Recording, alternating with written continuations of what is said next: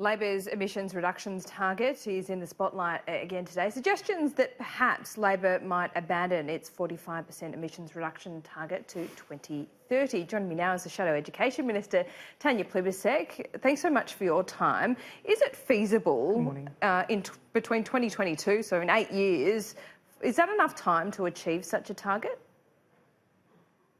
Look, we do have to have a calm look at all of our policies. As our leader, Anthony Albanese, has said, it is a time for reflection and looking at all the policies we took to the last election. Now, I'll tell you this much. I am for an ambitious pollution reduction target, and it's really the government that needs to be answering some questions about what's happening with climate change policy. We're on the, I don't know whether it's the 15th or the 16th kind of version of their energy policy. We continue to see billions of dollars of taxpayers' money spent, despite the fact pollution continues to rise. We need to be holding the government to account on their failure when it comes to real action on climate change. Would it be more realistic to look at a 2050 target rather than a 2031, even if you do win the next election? Oh, look, I'm not going to just speculate off the top of my head on these things, but I can tell you that during the last election campaign, there was very strong support from the Australian public for real action on climate change. Australians get it. They understand that with pollution continuing to rise in Australia, we are not doing our share globally, and the consequences for our grandchildren are stark.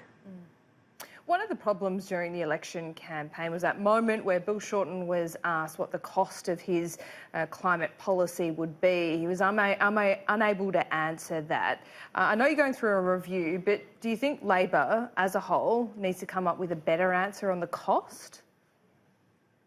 Well, we had an answer on the cost. The cost to the budget was non-existent, and this is very different to the government's policy.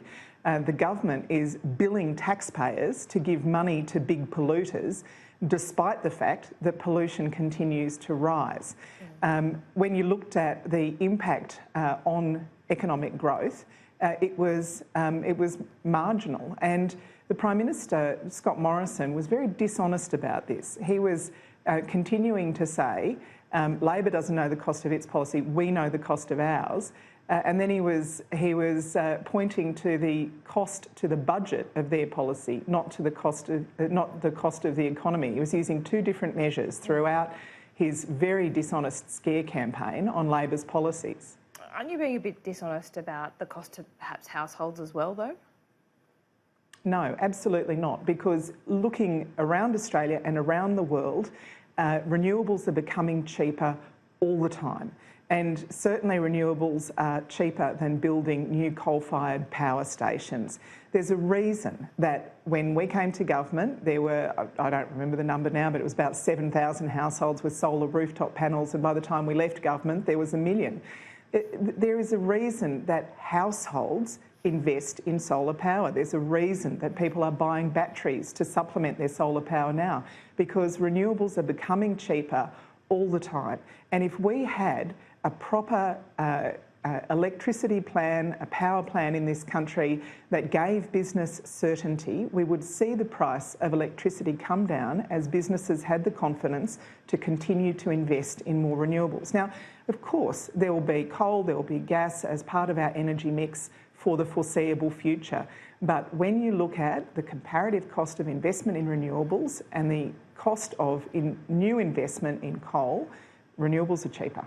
Okay, but looking at the reports today, do you accept and can you confirm that there is an active consideration, a view to review that 45% emissions reduction target by 2030, just simply because of the timeline? Yeah, look, everybody in the Labor Party has the right to express their opinion over the coming months about the policies they think need changing, reviewing, the ones that we want to keep. The leader has made it very clear that we're re-examining all of our policies. He's also made it very clear that we're not in a hurry to do that. So we're going to take our time, we're going to be methodical, we'll have many internal discussions about our policies, but I, for one, believe that we need to be ambitious in our pollution reduction targets. Australia needs to do better in reducing pollution, and we need to have one firm energy policy that encourages business investment in generation of new electricity supply, because what we're doing at the moment is spending billions of dollars of taxpayers' money on pollution going up, less certainty, and power prices continue to rise in the face of all of that.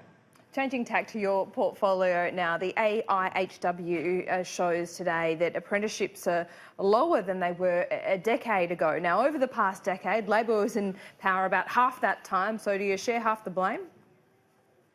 Well, this government's been the government, sadly, for 6 years now, so you're right, apprenticeships are lower today than they were 10 years ago. This government has cut $3 billion from TAFE and training. There are 150,000 fewer apprentices today than when the Liberals came to office, apprentices and trainees, 150,000 fewer.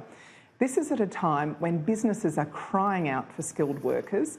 AIG said recently that 3/4 of the businesses they surveyed said they were finding it hard to find the qualified workers they need, and yet we have 1.8 million Australians who are unemployed or underemployed. So we've got this report from the AIHW that says we've got fewer apprentices today than 10 years ago, that there are more people dropping out of training than completing their training, that there are fewer apprentices graduating today than any time since 2001, yet we've got high unemployment and underemployment, skills shortages.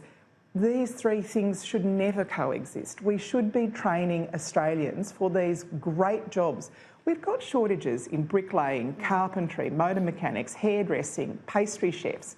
I mean, across the board, these are jobs that we could be training Australians for, and we're not, because we've cut funding to TAFE and training. Look, I'd hate to be going up against you internally in the Labor Party when it comes to, you know, if you've got any kind of razor gang going on, but have you been able to seek some kind of promise within your party that education is quarantined, or is it likely, as part of this review, that the realistic approach will be to reduce funding? You promised $14 billion at the last election. Is that going to remain?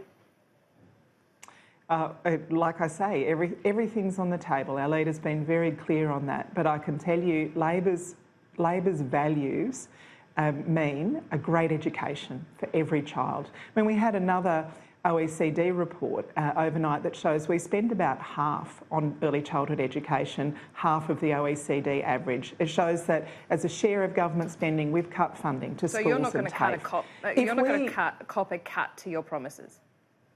Well, I'm going to do the very best to argue for Labor's enduring value that we invest in education, because it's the ticket to a lifetime of opportunity. And when we lock people out of a decent education, we are locking them out of jobs. Sounds like you're ready to go nuclear. We've got a fast-changing economy.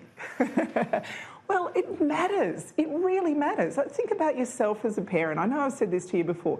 What do you care about? You care that your kids are safe, that they're healthy, and that they get a great education. That's what we want for every child in this country, that they're safe, that they're healthy, and that they get a great education, because it's not just important for those individual kids. It's important for our nation. The world's changing. Jobs are changing. The economy is changing very quickly indeed. We've seen the decline of the manufacturing sector, but new jobs taking the place of those manufacturing jobs. How can we be certain our people are prepared for that? Giving them a great education is the ticket to a lifetime of opportunity for every Australian. And you'll be there at the next election to prosecute it?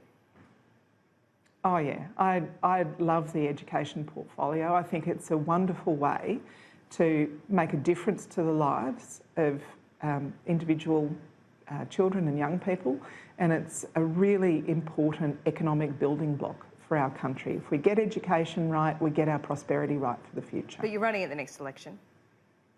Oh yes, of course. Okay, just checking. I thought you were asking if I was changing portfolios. No, absolutely. Okay. All right. I'm still a baby. I'm still a baby, Laura. I've got years to go.